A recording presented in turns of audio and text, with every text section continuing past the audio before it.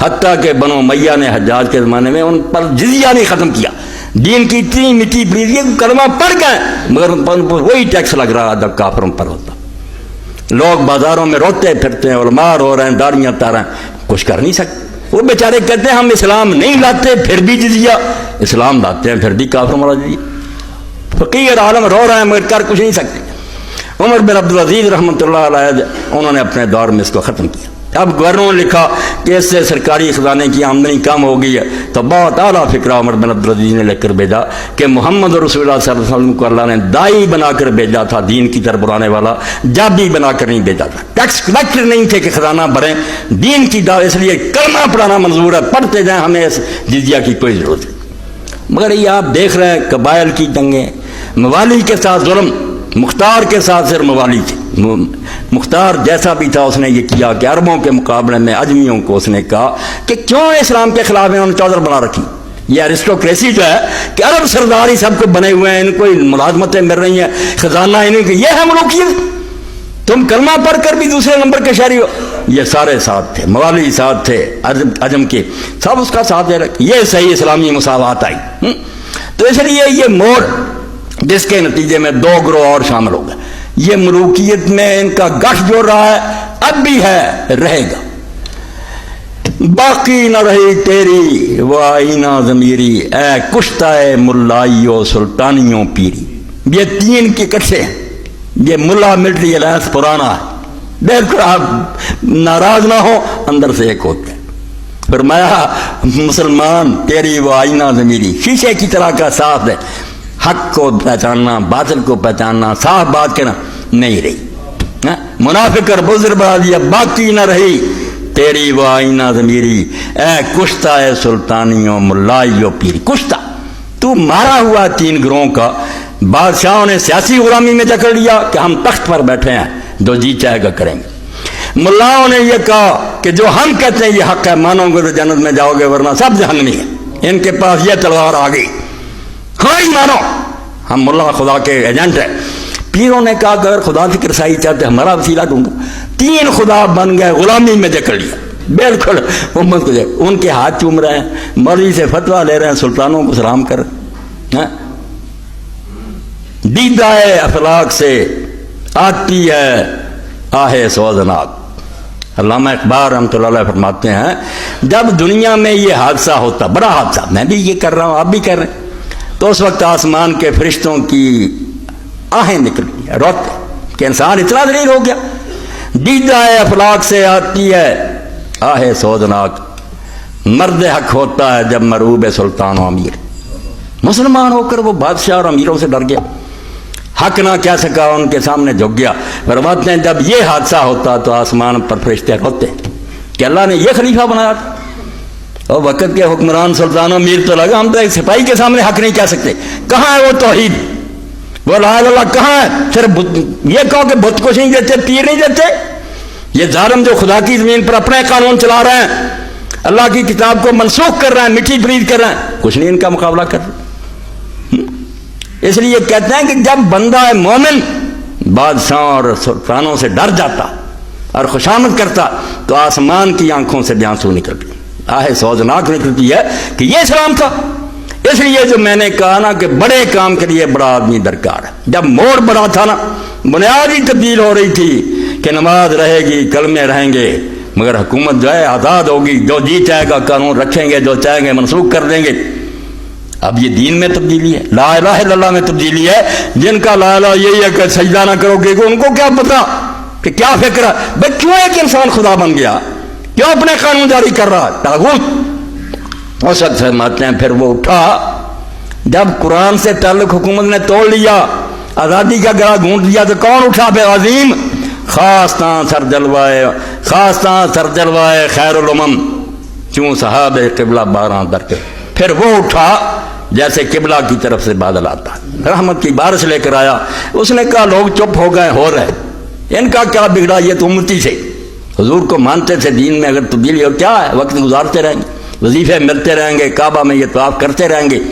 مگر یہ اللہ کا دین جو ہے اس کو بالکل انہوں نے جو کارنر کر دیا، کون اس کا روکے گا؟ یہ لکھا تو جانا چاہیے، اور اب شاہ ولی اللہ رحمۃ اللہ علیہ کی کتاب ازالۃ الخفا پڑھ کر یہ کرنا چاہیے کہ 1300 سال کی تاریخ جو ہے نا عمل المسلمین الگ کرنا چاہیے۔ شبلی کی طرح یہ نہیں کرنا چاہیے کہ مسلمان بادشاہوں کے کارناموں کو ڈیفینڈ کریں، یہ شرک ہے۔ ہمیں کیا، ہم کافروں سے بڑھ کر کہیں گے کہ یہ ڈاکو تھے، کیوں دوسروں کے علاقوں میں جاتے تھے؟ جب نظام نہیں بدلنا تھا کیا حق تھا انہیں دوسرے علاقوں میں جانے کا؟ یہ جہاد نہیں، فساد ہے۔ ہم ان خلیفوں کا دفاع کریں گے جن کا مقصد یہ تھا کہ ہم حکومت کے تخت پر بیٹھ کر فقیر رہیں، درویش پھٹے کپڑے ایک پائی نہیں غلط استعمال کریں گے۔ اسلام ان کا محافظ ہے۔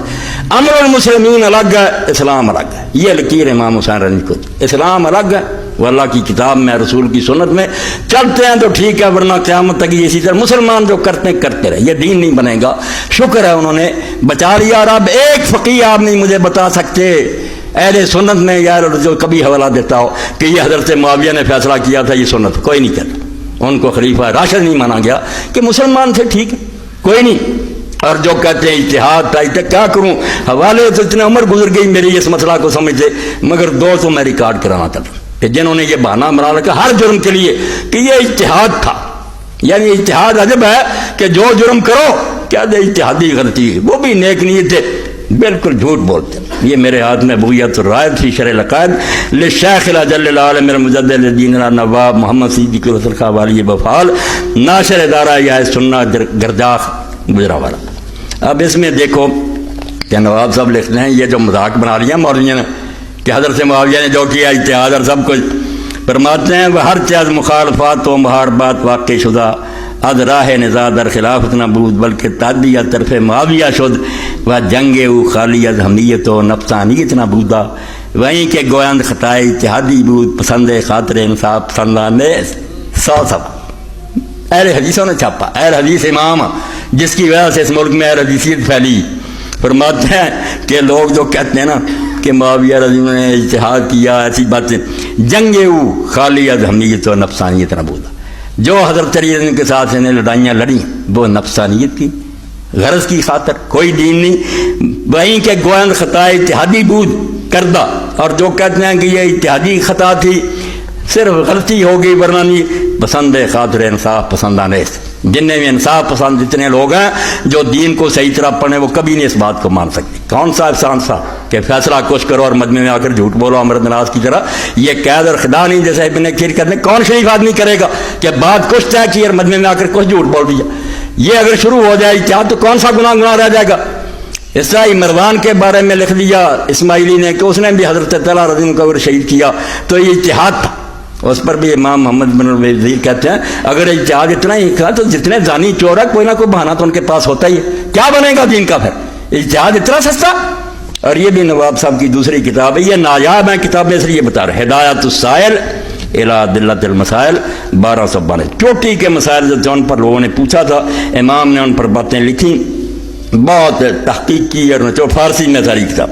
تو اس میں بھی فرماتے ہیں کہ اس میں جو بات ہے نا کہ اجتہاد اور یہ تھا بالکل غلط باتیں ہیں، اجتہاد کا اس کے ساتھ کوئی تعلق نہیں۔ اچھا اللہ اکبر،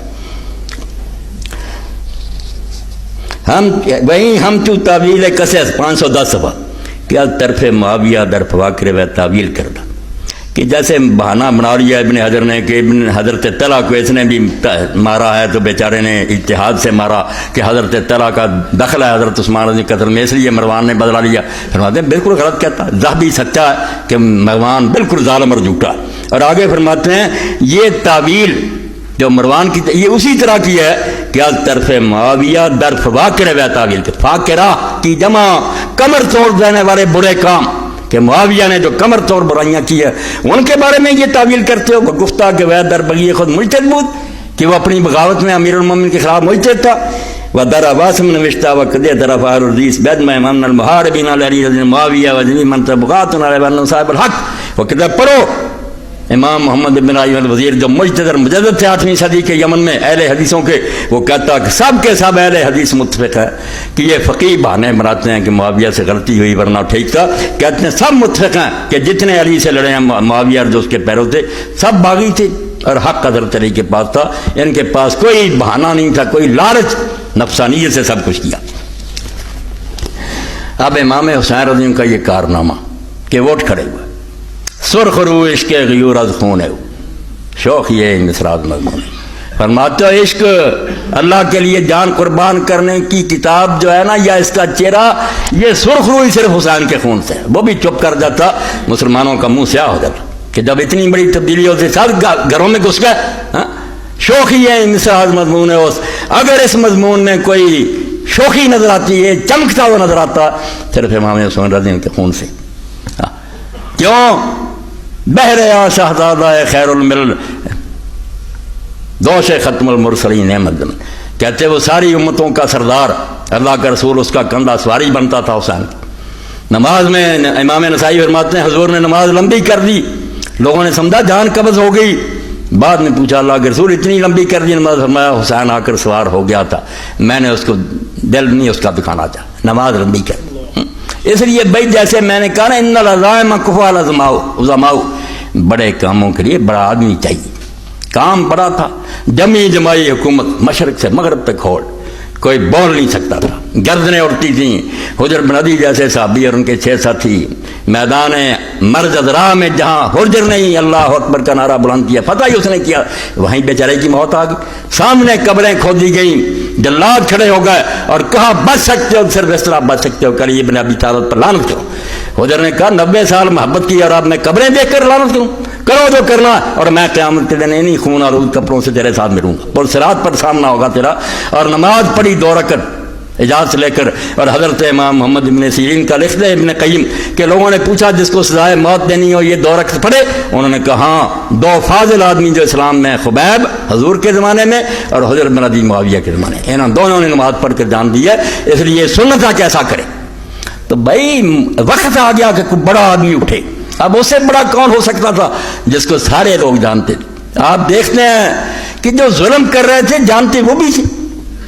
حضرت حسین رضی نے اونٹنی پر سوار ہو کر قرآن سامنے رکھ کر پہلے خطبہ دیا، گھوڑے پر سوار نہیں کیا، میدان جنگ میں امن کا پیغام دیا، اونٹ قرآن سامنے فرمایا اور مجھے قتل کرنے سے پہلے سوچ تو لو کہ تم کر کیا رہے ہو۔ اب پوری زمین میں میرے سوا اللہ کے رسول کا نواسا کوئی ہے؟ میں وہ نہیں ہوں جس کو جا کر ابو سعید خدری اور سب سے پوچھو اللہ کے رسول نے کہا نہیں جنت کے جانا، کوئی نہیں مانی بات۔ پھر آپ نے فرمایا اب اونٹنی لے جاؤ، گھوڑا لاؤ، حجت تمام ہو گئی، اب جنگ کا سامان کریں جو ہوتا ہو، کوئی پرواہ نہیں کی۔ اور پھر وہی جو ابن کثیر فرماتے ہیں کہ امام شاعر بھی تھے، ان کے اشعار نقل کیے البدایہ میں، امام تو پہلے ان کی زندگی گزری تھی سسور پر، انہوں نے کیا ڈرنا تھا، کیا انہوں نے محنت سماجت کرنی تھی۔ وَإِنْ كَانَتِ الْأَبْدَانُ لِلْمَوْتِ أُنْشَأَتْ فَقَتْلُ امْرٍ فِي اللَّهِ أَوْلَىٰ أَفْضَلُ۔ جب یہ جسم بنے ہی فنا ہونے کے لیے کہ ایک دن مرنا ہی ہے، کوئی بچے گا مرنے سے، تو اللہ کے راستے میں تلوار سے مر جانے سے بہتر عمل کون سا ہو سکتا؟ یہ مشن تھا ان کا، اس لیے اعلانیہ کہتے تھے کیا لوگو ان کان دین محمد لم یستقم الا بقتلی یا سیوف خذونی، اگر رسول اللہ کا دین اسی طرح بچ سکتا ہے کہ میرے اندر تلواریں گھسے جائیں تو آؤ تلواروں اپنا کام کرو، حسین کو اس کی کوئی پرواہ نہیں۔ یہ تو ظالموں نے سارا قصہ بگاڑ دیا، کچھ نے اپنے کمانے کے لیے طریقہ بنا لیا، کچھ نے ویسے حکومتوں کی خوشامد، وہ حکومتیں چلی گئی مگر ان کے ایجنٹ موجود ہیں، بعد میں بھی نسلیں آتی رہیں، ملوک ہیں، بادشاہ ہیں، خزانوں سے پیسے ملتے رہے، کھاتے پیچھے رہے، یہ چھوڑ نہیں سکتے راز، ان کی تعریفیں کرتے ہیں، ملوکیت کی یہ لعنت ہے۔ جب ابن عمر کے زمانہ میں لوگ خوشامد کرنے لگے اب کیا کریں، سارا ظلم ہوتا رہا، بالکل